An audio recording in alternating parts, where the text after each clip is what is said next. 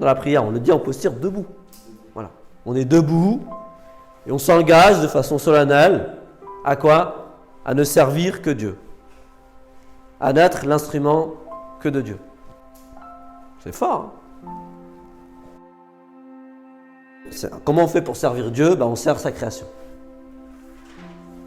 En étant au service de la création, nous sommes au service de Dieu. Et chacun a une excellence. Chacun a un super pouvoir. Chacun, dans sa singularité, a quelque chose à apporter au monde, a sa trace à laisser au monde.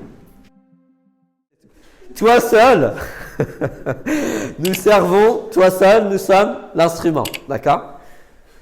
Toi seul, nous sommes la main d'œuvre. En fait, vous vous engagez de façon solennelle. C'est un engagement. C'est pour ça que l'idée de contractualisation me plaît. Vous contractualisez avec Dieu. C'est un engagement. Vous vous engagez de façon solennelle. Et c'est pour ça qu'on le fait de façon... pour ça que cette prière-là, cette sourate, on la récite à chaque prière. Parce qu'en fait, c'est une affirmation qu'il faut répéter de façon quotidienne et de façon récurrente, afin que, effectivement, ce que vous disiez tout à l'heure, en fait, la pensée, la parole, et puis, parce qu'en fait, dans la pensée et la parole, on va se mettre en disposition, ouais, à servir réellement. La pensée et la parole, ils sont déjà des actions, mais c'est des actions de mise en disposition. C'est se mettre en disposition de quoi? De servir le monde. C'est ça que ça veut dire. Parce que servir Dieu, ça ne veut rien dire en réalité. Comment on fait pour servir Dieu? On sert sa création. En étant au service de la création, nous sommes au service de Dieu. C'est bon? Et en plus, quand on le dit, on est comment? On est en quelle posture? Dans la prière, on le dit en posture debout. Voilà. On est debout et on s'engage de façon solennelle à quoi? À ne servir que Dieu. À n'être l'instrument que de Dieu. C'est fort. Hein?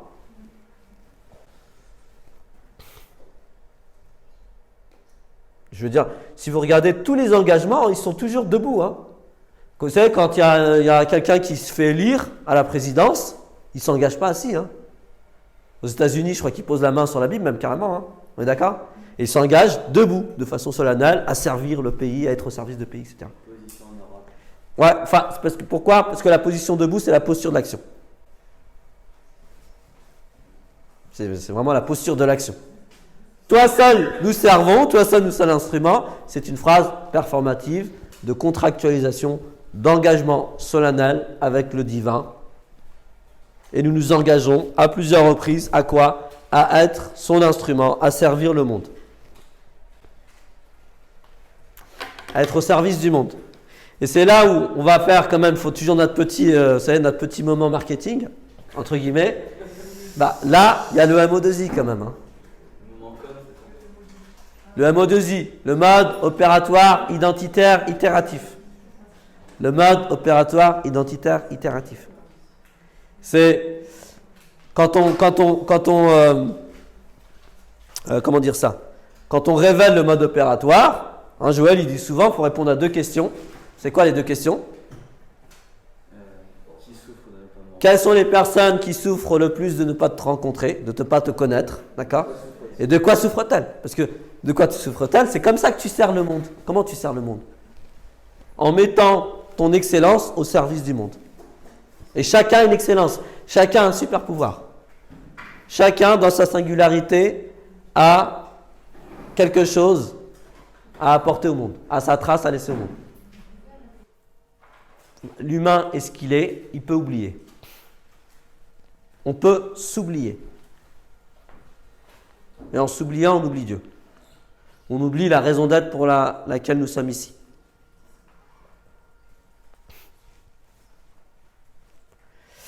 Et justement, donc, bien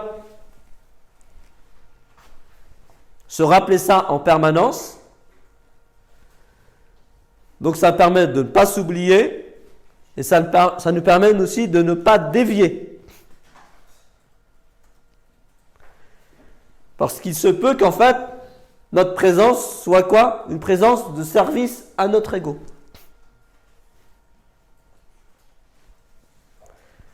il se peut que, plutôt que d'être au service du monde, on met le monde à notre service, au service de notre ego. Et ça, le fait de se le rappeler en permanence, c'est pour ça qu'il y a bien, ouais, le mot il est bien iyaka, on commence par celui-ci. On commence par ce mot-là. Pour bien se rappeler en permanence qu'il ne faut pas que notre excellence ne doit pas être au service de notre ego. Notre excellence ne doit pas être une arme pour mettre le monde à notre service. Parce qu'on peut vite tomber là-dedans. On peut extrêmement vite tomber dans cette déviance. Voilà. Mettre le monde à notre service, au service de notre ego.